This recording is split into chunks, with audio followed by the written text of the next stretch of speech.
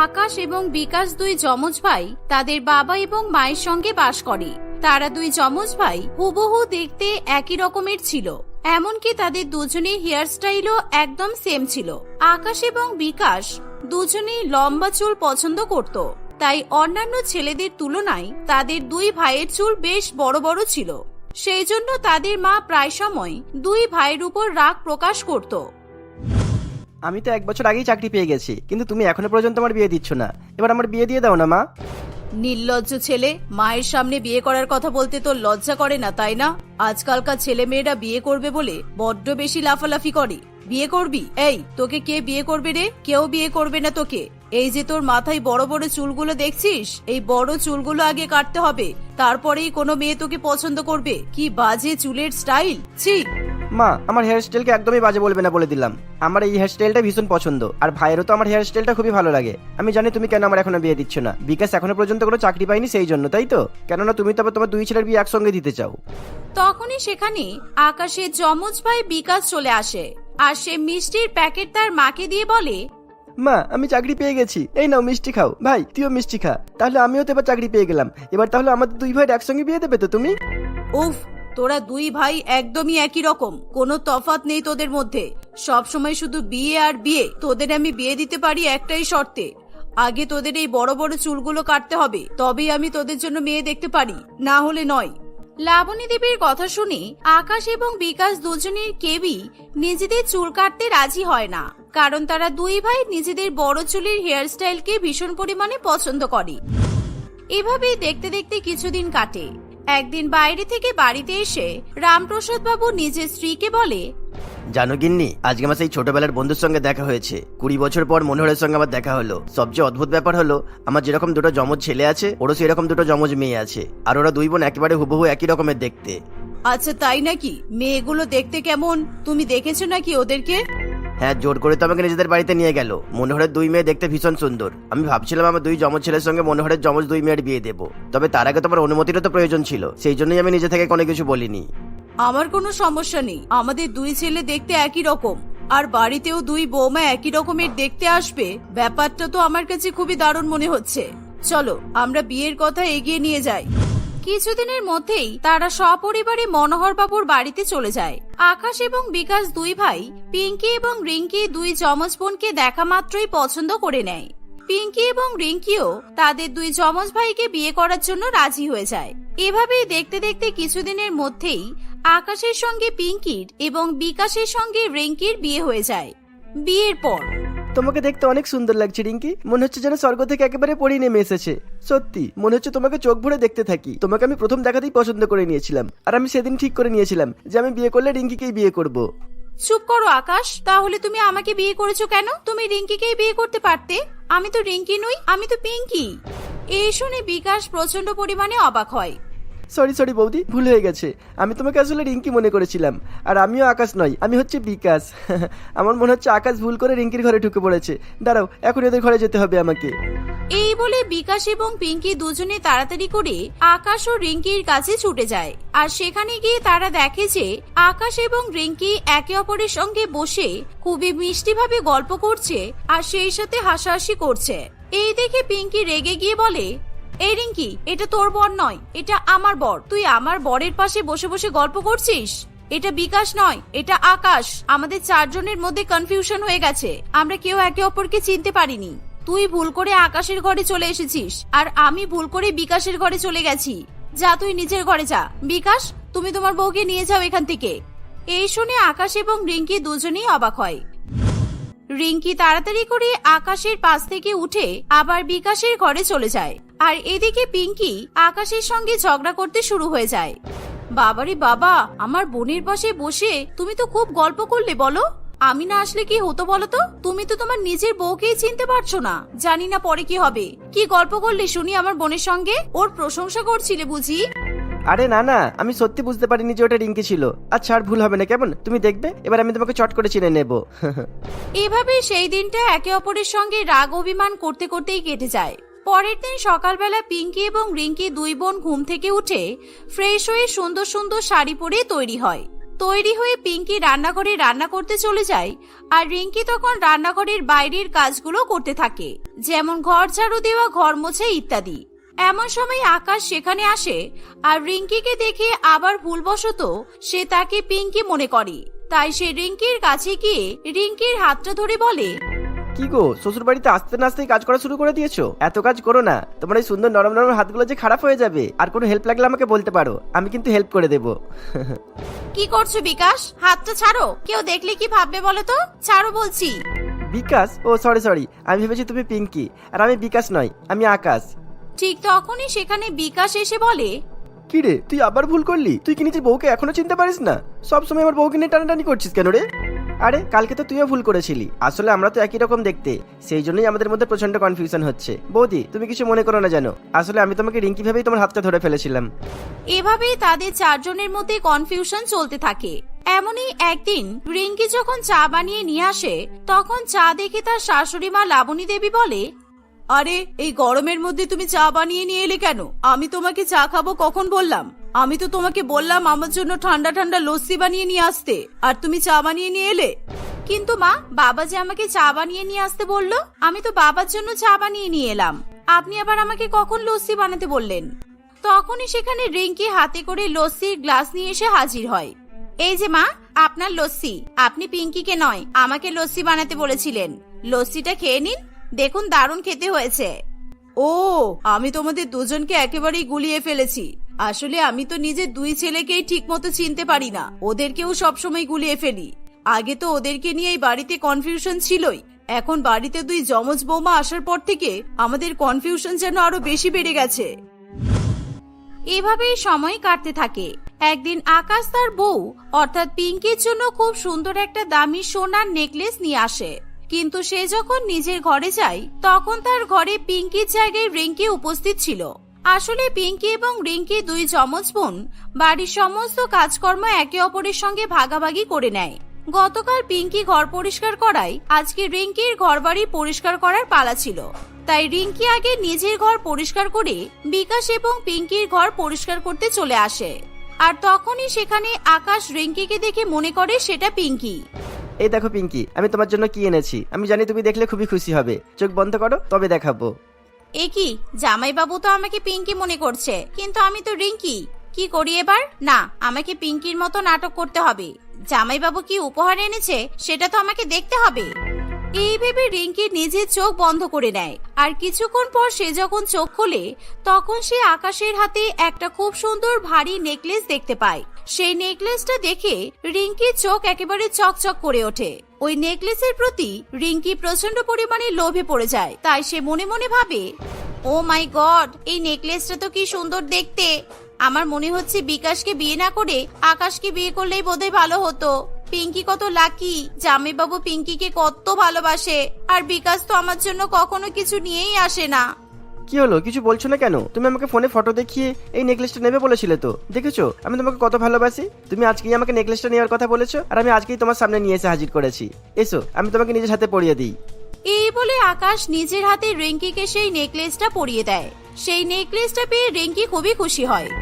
এই নেকলেসটা আমি কিছুতেই পিঙ্কিকে দেব না, আমি এটা আমার ঘরে নিয়ে গিয়ে আলমারিতে লুকিয়ে রাখবো।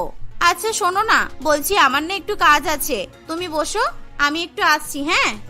এই বলে রিঙ্কি তাড়াতাড়ি করে সেখান থেকে কেটে পড়ে আর সে নিজের ঘরে গিয়ে নেকলেসটা আলমারির মধ্যে রেখে দেয়। কিছুক্ষণ পর পিঙ্কি যখন নিজের ঘরে যায় তখন সে আকাশকে দেখে অবাক হয়ে বলে, কি গো, তুমি কখন বাড়ি এলে? তোমাকে তো দেখতেই পেলাম না। আর তোমাকে আমি যে নেকলেসটা আনার কথা বলেছিলাম ওটা এনেছো? এই শুনে আকাশ প্রচন্ড পরিমাণে অবাক হয়ে বলে, মানে একটু আগেই তো আমি তোমাকে নেকলেসটা নিজের হাতে পরিয়ে দিলাম, কি করলে নেকলেসটা তুমি? তার মানে ওটা রিঙ্কি ছিল? হাই সর্বনাশ। আকাশের কথা শুনে পিঙ্কি খুবই রেগে যায় আর সে তৎক্ষণাৎ তার বোনের কাছে গিয়ে ঝগড়া করতে শুরু করে দেয়। এই, তোর সাহস কি করে হলো আমার বরকে বোকা বানানো? তুই পিঙ্কি সেজে আমার দামি সোনার নেকলেসটা নিয়ে চলে এলি। তাড়াতাড়ি আমার নেকলেসটা বের কর, কোথায় রেখেছিস বল। নেকলেস? কোন নেকলেস? আমি কিছুই বুঝতে পারছি না তোদের কথা। জামাইবাবু আবার আমাকে নেকলেস দিতে যাবে কেন?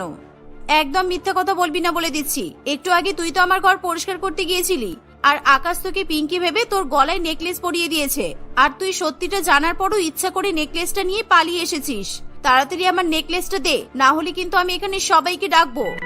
আচ্ছা বাবা ঠিক আছে, দাঁড়া দিচ্ছি, তোর নেকলেস এক্ষুনি তোকে দিচ্ছি। এনে ধর। আসলে আমি তো তোদের সঙ্গে একটু মজা করতে চাইছিলাম, তোদের নেকলেসের প্রতি আমার কোনো লোভ নেই, বুঝেছিস? নে যা, এবার চলে যা এখান থেকে। এই বলে রিঙ্কি নেকলেসটা পিঙ্কিকে দিয়ে দেয়। এর ফলে পিঙ্কি এবং আকাশ খুশি মনে সেই নেকলেস নিয়ে নিজের ঘরে চলে যায়। কিন্তু রিঙ্কি এবার নেকলেসের জন্য বিকাশের সঙ্গে ঝগড়া করতে শুরু করে। আমার তো মনে হচ্ছে তোমাকে বিয়ে না করে তোমার দাদাকে বিয়ে করলেই ভালো হতো। দেখেছো জামাইবাবু পিঙ্কিকে কত ভালোবাসে, কদিন বিয়ে হলো না বউয়ের জন্য সোনার নেকলেস কিনে নিয়ে এসেছে। আর তুমি কি এনেছো আমার জন্য? কিছু দিয়েছো এতদিনে আমাকে? আরে একটা সামান্য নেকলেসের জন্য তুমি আমার সঙ্গে এরকম ব্যবহার করবে? এত বড় বড় কথা শোনাবে তুমি আমাকে? হ্যাঁ শোনাবো, বেশি করে শোনাবো। আমাকেও সোনার নেকলেস কিনে দিতে হবে, তবে আমি শান্তি পাবো। আমার কালকের মধ্যেই নেকলেস চাই, আমি আর কিচ্ছু শুনতে চাই না। এভাবেই দুই যমজ বোন এবং দুই যমজ ভাই হওয়ার ফলে তাদের একে অপরের সঙ্গে সবসময় ঝগড়া ঝামেলা চলতেই থাকে। এর ফলে বাড়ির প্রত্যেকেই সবসময় বিরক্ত বোধ করে। একদিন বাড়ির সকলে মিলে এক জায়গায় হয়ে সেই সমস্যার সমাধান করতে বসে পড়ে। মা, তোমরা তো দুই যমজ বোনের সঙ্গে আমাদের বিয়ে দিয়ে দিলে, কিন্তু সবসময় আমরা ভুল করে ফেলছি। পিঙ্কিকে কখনো রিঙ্কি ভেবে ফেলছি, আবার রিঙ্কিকে কখনো পিঙ্কি ভেবে ভুল করছি। কিছু তো একটা সমাধান বের করতেই হবে। হ্যাঁ রে, আমিও সেটাই ভাবছি কদিন ধরে। কিছু তো একটা করতে হবে, যাতে দুই বৌমাকে আর দুই ছেলেকে আলাদা আলাদা ভাবে চেনা যায়। আমি আমার যমজ দুই ছেলেকে চিনতে পারি না, তাহলে যমজ দুই বৌমাকে কিভাবে চিনবো বলতো? তবে একটা উপায় আছে, তোদের দুই ভাইয়ের মধ্যে যে কোনো একজন চুলটা কেটে ছোট করে নে। একজনের চুল বড় থাকবে আর একজনের চুল ছোট থাকবে, তাহলে খুব সহজেই আমরা কিন্তু তোদেরকে শনাক্ত করতে পারবো। হ্যাঁ মা, এটা কিন্তু দারুণ আইডিয়া। আকাশ, তুমি বরঞ্চ তোমার চুলটা কেটে ছোট করে নাও, আর আমিও আমার চুলটা কেটে ছোট করে নেব, কারণ আমার ছোট চুলই পছন্দ। আমরা দুজনে চুল ছোট ছোট করে নিলে সহজেই সবাই আমাদেরকে চিনতে পেরে যাবে, তাহলে আমাদের মধ্যে আর কোনো সমস্যা হবে না। পিঙ্কির কথা শুনে আকাশ খুব সহজেই চুল কাটার জন্য রাজি হয়ে যায়। হ্যাঁ একদম ঠিক, এটাই বেস্ট হবে। চলো পিঙ্কি, আমরা দুজনে মিলে এখনই গিয়ে চুল কেটে আসি। তাহলে শেষ পর্যন্ত বউয়ের কথা শুনে চুল কাটাতে রাজি হয়ে গেলি তো? বিয়ের আগে কতবার করে তোদেরকে চুল কাটার জন্য বলতাম, কিন্তু তোরা কখনোই রাজি হোসনি, আর আজকে বউয়ের জন্য এক পায়ে চুল কাটতে রাজি হয়ে গেলি। যাক, ভালো ভালো, যমজ বরে যমজ বউকে নিয়ে আমাদের সংসারে তাহলে আর কোনো সমস্যা থাকবে না। পিঙ্কি এবং আকাশ সেদিনই পার্লার থেকে চুল কাটিয়ে হেয়ার স্টাইল সম্পূর্ণভাবে চেঞ্জ করে বাড়িতে ফিরে আসে। এর ফলে কারোর আর কোনো রকমের কনফিউশন হয় না, তারা সবাই একে অপরকে খুব সহজেই চিনতে পারে। এভাবেই তারা সকলে মিলে হাসি খুশি বসবাস করতে থাকে। নমিতা দেবী তার ছেলে অর্পণের বিয়ে দিয়ে বাড়িতে নতুন বউ নিয়ে এসেছে প্রায় 1 মাস হয়েছে। প্রথম সব ঠিকঠাকই চলছিল, কিন্তু হঠাৎ কয়েকদিন ধরে নমিতা দেবীর মাথায় বৌমাকে নকল করার ভূত চেপে ওঠে। নকল করা মানে সে নকল নয়, শুরু থেকে শেষ পর্যন্ত মাথার চুল থেকে পায়ের নখ পর্যন্ত নকল। এই নিয়ে তার বৌমা তাকে কিছু না বললেও নমিতা দেবীর স্বামী কমলবাবু খুবই রেগে যায়। এসব তুমি কি শুরু করেছো? বৌমার সাজগোজ তোমার ভালো লাগতেই পারে, কিন্তু তার মানে তো এই নয় যে তুমি নিজেকে পুরোপুরি বৌমার মতো নকল করার চেষ্টা করবে। তুমি নিজের মতোই থাকো না, তোমাকে তোমার মতো করেই ভালো লাগে। তুমি তো এখন এটা বলবেই? তোমার চোখের সামনে আমাকে অপমান করে পাড়ার লোকজন বৌমাকে প্রশংসা করে, এসব তো তোমার ভালো লাগে? আমার অপমান হলেই তো তুমি খুশি হও? এসব তুমি কি যাতা বলছো? তোমাকে কি আবার অপমান করলো? সবচেয়ে বেশি অপমান তো সেদিন তুমিই করেছো। তোমার জন্য আমার বাইরে বেরোনো বন্ধ হয়ে গেছে। কমলবাবু কিছুই বুঝে উঠতে পারে না। কমলবাবুর কথার উত্তরে নমিতা দেবী তাকে কয়েক সপ্তাহ আগে তাদের বাড়িতে আসা তাদের প্রতিবেশীদের কথা বলতে থাকে। অর্পণ আর প্রিয়াঙ্কার বিয়ের তখন মাত্র 1 সপ্তাহ হয়েছিল। বাড়িতে প্রতিবেশীরা আসায় প্রিয়াঙ্কা সবার জন্য চা জলখাবার বানিয়ে নিয়ে আসে। প্রিয়াঙ্কার মতো মিষ্টি একটি মেয়েকে দেখে তাদের পাড়া প্রতিবেশী সকলেই মুগ্ধ হয়ে যায়। খুঁজে খুঁজে এত ভালো একটা বৌমা কিভাবে পেলে বলো তো? কি সুন্দর দেখতে, জামা কাপড়ের স্টাইলও এই পাড়ার সবার থেকে আলাদা। এত সুন্দর একটা মেয়ের শাশুড়ি হিসেবে তোমাকে কিন্তু বড্ড বেমানান লাগে। কেন? আমি তো আমার মতো করেই থাকবো, তাতে ওর শাশুড়ি হিসেবে আমাকে বেমানান লাগবে কেন? তোমার বৌমাকে দেখো, কি দারুণ সুন্দর করে সাজে, কি সুন্দর জামা পরে, চুলটা খোলা, সেই সাথে কত সুন্দর স্টাইল। আর তোমাকে দেখো, সেই একঘেয়ে চুলের খোপা আর একই ধরনের শাড়ি। সুপ্রিয়া দেবীর কথা শুনে নমিতা দেবী খুবই চিন্তায় পড়ে। সে সেখানেই বসে থাকা তার স্বামী কমলবাবুকে বলে, এই তোমার কি মনে হয় আমাকে এরকম সাজে বৌমার শাশুড়ি বলে মনে হয় না? আমাকে কি এতটাই বাজে দেখতে? সবাইকে কি আর সুন্দর দেখতে হয় বলো? তার উপর তোমার বয়স হচ্ছে, আর কয়েকদিন পর তো কোলে নাতি নাতনি নিয়ে খেলবে। এখন তোমার রূপার দেখবেই বা কি বলো তো? কমলবাবুর এই কথা শুনে নমিতা দেবীর প্রতিবেশীরা খুবই হাসতে থাকে আর নমিতা দেবী খুবই লজ্জায় পড়ে যায়। আমি যদি এবার বৌমার থেকে বেশি সুন্দর না হতে পেরেছি তাহলে আমার নামও নমিতা নয়, এ আমি বলে দিলাম। মনে মনে এমন প্রতিজ্ঞা করে নমিতা দেবী একদম তৈরি হয়ে যায়, তার বৌমার থেকে বেশি সুন্দরী হওয়ার পদক্ষেপ নিতে শুরু করে। পরের দিন নমিতা দেবী প্রিয়াঙ্কাকে কি যেন একটা খেতে দেখে। সেও সাথে সাথে সেখানে গিয়ে সেই জিনিসের ব্যাপারে তার বৌমাকে জিজ্ঞাসা করতে শুরু করে।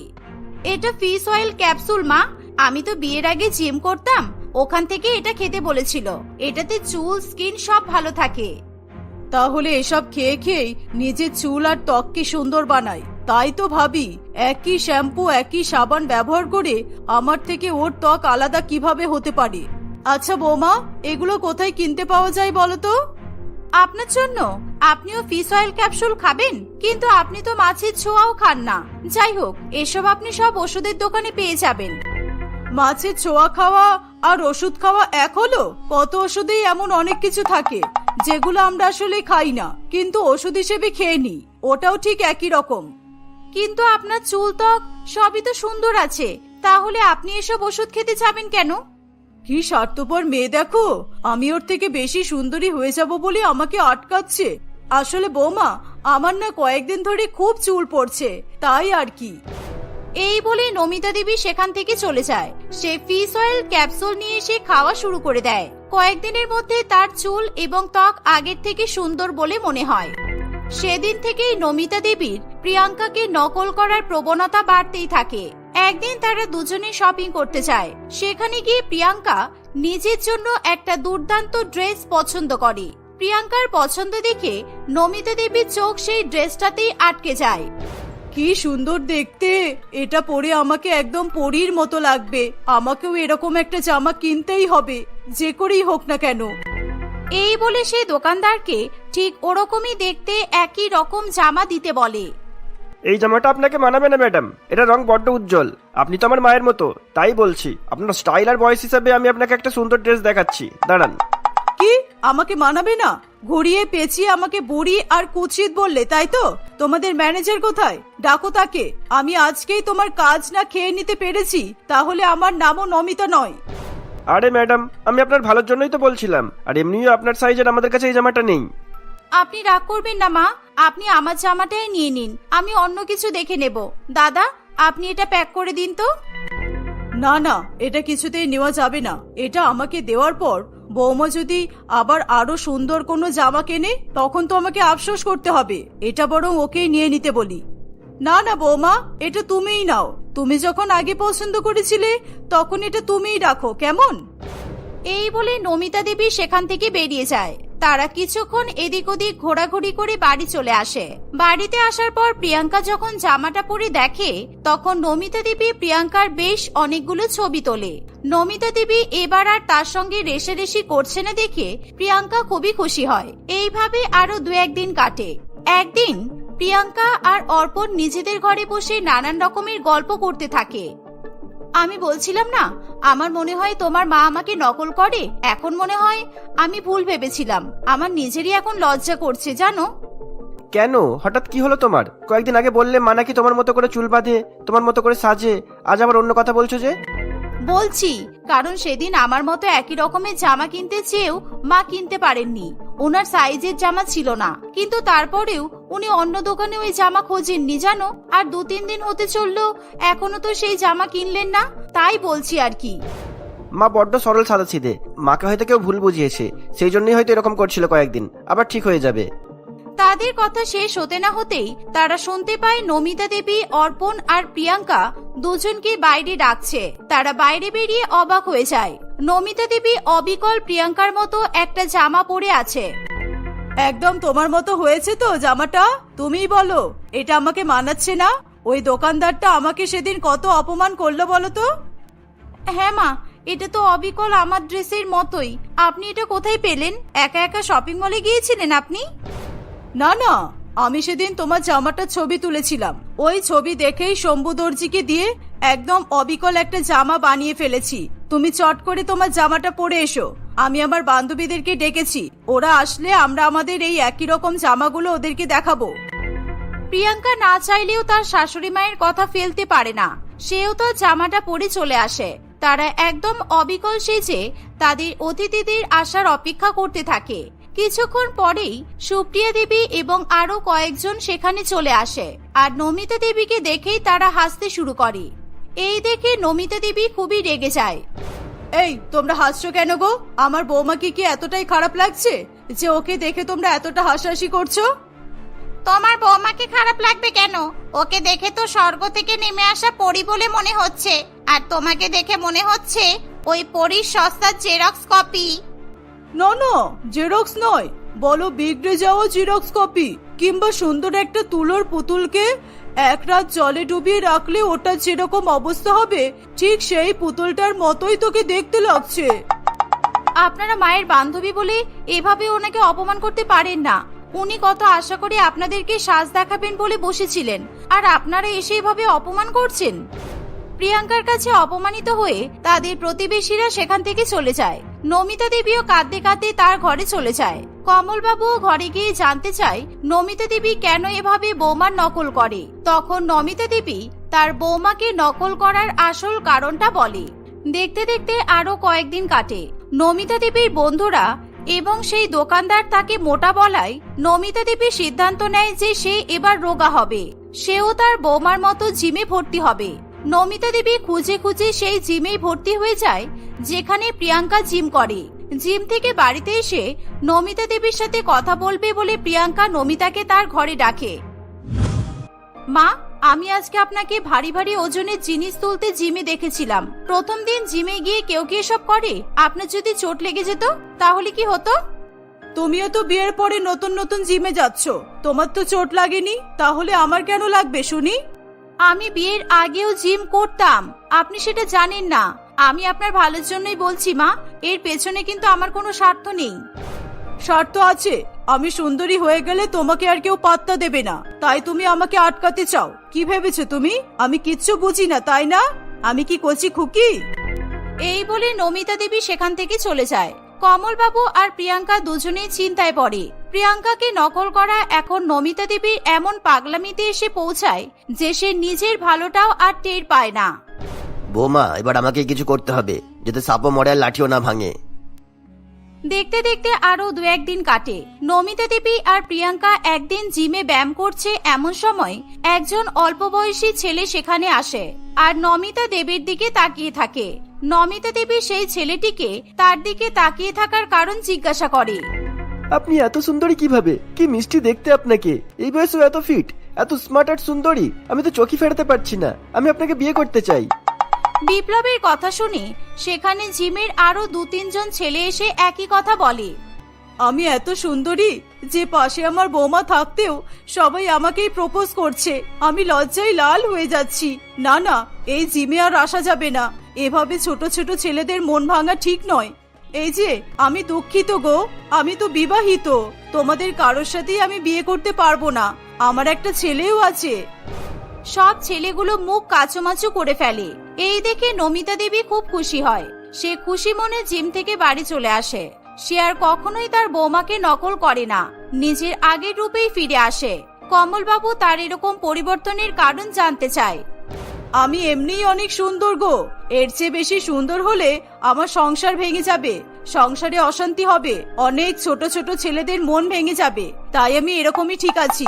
যদি বৌমার আরো সুন্দর হওয়ার ইচ্ছে হয় তাহলে ও আমাকে নকল করবে, আমি ওর নকল করব না। নমিতা দেবীর কথা শুনে কমলবাবু মনে মনে শান্তি পায়। সে আলাদা করে প্রিয়াঙ্কাকে জানায় তাদের ফন্দি কাজ করেছে। আসলে প্রিয়াঙ্কাই তার জিমের বন্ধুদের তার শাশুড়ি মায়ের সঙ্গে এমন অভিনয় করতে বলেছিল যাতে নমিতা দেবী তার আত্মবিশ্বাস ফিরে পায়। তাদের প্ল্যানটা কাজ করেছে দেখে প্রিয়াঙ্কা মনে মনে খুবই খুশি হয়। তারপর থেকে তার শাশুড়ি মায়ের সঙ্গে প্রিয়াঙ্কার আর কোনো রকমের রেষারেষি থাকে না। তারা সুখে শান্তিতে সংসার করতে থাকে।